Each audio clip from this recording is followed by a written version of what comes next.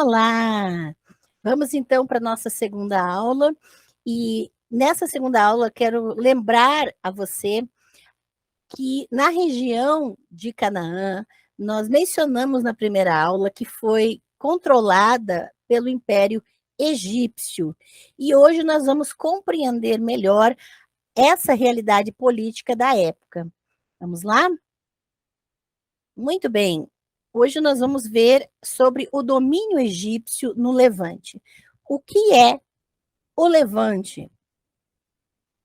Quando vimos o mapa de Canaã e os povos vizinhos, vamos lembrar que o Império Egípcio controlava toda essa região através de postos administrativos e pelos quais também recebia impostos e outras questões, cartas, correspondências e muito mais.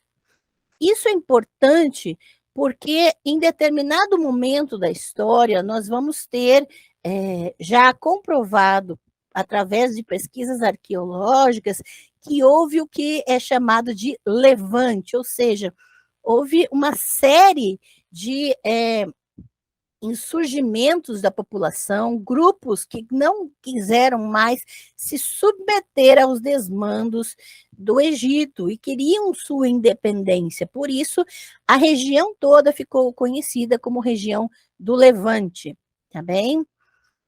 Muito bem. Por cerca de 3 séculos, 1460 a 1170 antes da Era Comum, o Levante foi submetido ao domínio direto dos egípcios, tanto política quanto culturalmente. E essa é uma das razões porque nós vamos encontrar muita influência egípcia nos mitos, nos textos, até mesmo da Bíblia. Resumindo um pouco da ideologia egípcia que vai influenciar política e culturalmente toda a região de Canaã, nós temos o faraó como um deus encarnado. E dessa maneira nós vamos precisar compreender que os líderes, os grandes líderes, chefes tribais, ou até mesmo reis, a figura das autoridades era compreendida como uma estátua de uma divindade ambulante, uma estátua ambulante da divindade. Uma maneira da divindade agir na terra era através do corpo desses líderes. E essa noção da ideologia egípcia influenciou e foi passada para as culturas cananeias. Outra questão da ideologia egípcia é que se exigia juramento de submissão. E essa submissão era com base nessa ideia de que a autoridade era uma divindade encarnada. E caso houvesse desobediência, a pena era a morte, ok? Outra questão importante era o pagamento de um tributo anual, que era recolhido em todos os postos administrativos de controle egípcio. E outra questão importante era a hospedagem aos mensageiros e caravanas egípcias de passagem. Então, qualquer grupo nômade que tivesse identidade ou identificação egípcia tinha direito à hospedagem, ok? E isso era importantíssimo, porque garantiria segurança e direitos dessas populações. As cartas de Amarna, este nome deriva do sítio de Tel Amarna, uma planície a leste do Nilo. Essa localidade, Tel Amarna, foi a sede do faraó Akenaton, e também capital do Antigo Egito por um breve período no século XIV antes da Era Comum. E as cartas de Amarna eram a correspondência administrativa entre o Egito e os postos administrativos espalhados em toda a Canaã. E elas são fonte de informação preciosa da região e da época que estamos falando. O Amenhotep IV, que é o faraó Akenaton, substituiu seu pai Amenhotep III em 1352 antes da Era Comum. e ficou no poder até 1336 antes da Era Comum. Houveram muitos conflitos políticos que marcaram seu governo, e é importante compreendermos isso, como, por exemplo, a mudança de capital de Tebas para Akenaton, que é a cidade de Elamarna, né? A cidade de Akenaton, e isso marca um grande conflito político com as estruturas já estabelecidas no Egito. E também a destituição do sacerdote de Amun-Ra, a fim de legitimar o culto solar ao deus Atom. Muitas pessoas defendem que isso vai se caracterizar como uma monolatria ou até mesmo um monoteísmo. E isso é muito perigoso, porque para nós afirmarmos que, no caso de Akenaton, obrigar as pessoas a adorar um único Deus, que seria Atom, que isso seria um fenômeno de monolatria, é preciso ter evidências desse fato, e nós não temos evidências de que as pessoas eram obrigadas a adotar essa divindade.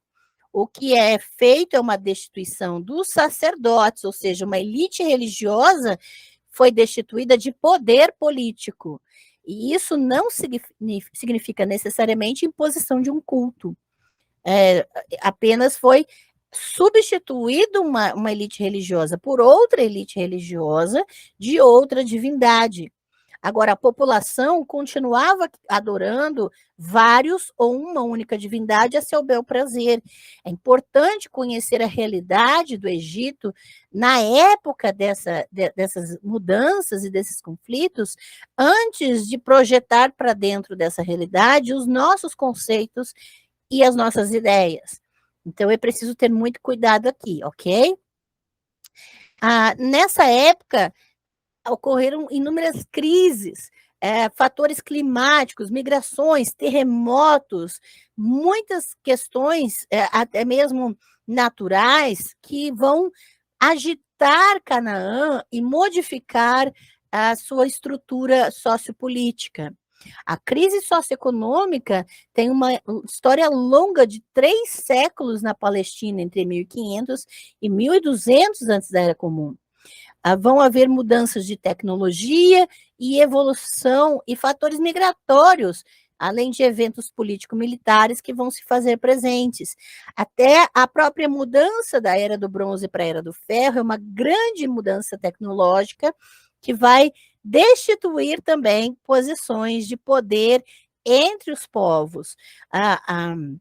É importante lembrar que a Síria, que é a atual Síria, na época do bronze, era uma grande potência. O Ugarit era uma grande potência porque eles dominavam o bronze. Quando ocorre a mudança para a Era do Ferro, os povos do mar, os filisteus, tomam grande proporção e poder da região da Palestina por dominarem o ferro, e assim sucessivamente. Então, nós precisamos ter muita atenção nessas modificações que vão influenciar, inclusive, as questões religiosas. Toda mudança socioeconômica acarreta numa mudança teológica, uma mudança religiosa, e vice-versa, né? Na verdade, toda a teologia, toda a mudança religiosa, ela é consequência de uma mudança socioeconômica e política. Não há distinção. Teologia e religião andam sempre juntas. E teologia, religião e política também não se separam, ok? É importante lembrarmos disso. Então, nós, nessa antiguidade, no meio desses conflitos todos, nós sabemos que houve uma invasão dos povos do mar que vai mudar o quadro político regional de toda a parte do antigo Oriente Próximo ou do antigo Sudoeste Asiático. Muitos palácios reais e cidades palestinas do bronze recente vão ser destruídas durante as invasões e depois delas. Os povos do mar também, dentre eles, são conhecidos dos textos bíblicos os filisteus. Praticamente todos os sítios arqueológicos pesquisados até agora apresentam um quadro de destruição situado no início do século XII antes da Era Comum, e que vai caracterizar essas mudanças a partir de deslocamentos de povos que estão entrando na região. E é importante falar sobre os filisteus como os povos do mar e mostrar, né, que o nome, por exemplo, Palestina, lembrando aqui que o hebraico se escreve da direita para a esquerda, ok? E nós vamos verificar, então, que filisteus e Palestina têm a mesma raiz hebraica. O nome Palestina é a forma grega do termo aramaico Filistim, ou Filistim, e designava originalmente o território povoado pelos filisteus na planície litorânea. Então, nós vamos perceber que o termo Palestina tem relação com os filisteus que habitavam nessa terra.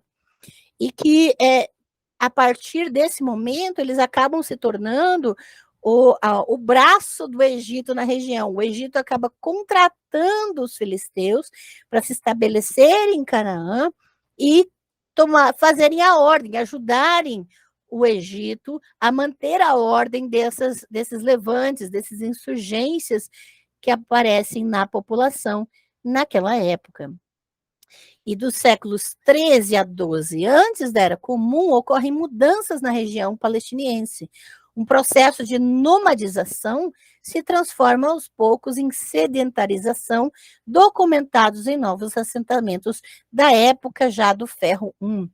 Então, o que acontece? Você tem grupos nômades, grupos que não têm uma terra fixa e se deslocam constantemente à procura de alimentos ou de pasto para os seus animais, e agora ocorre o processo de sedentarização. Eles começam a se estabelecer nas terras e mudar a economia da criação de animais para a agricultura. E quando eles se estabelecem na terra e começam a se tornar agricultores, como essa economia muda, as tecnologias também vão mudando. E as divindades também.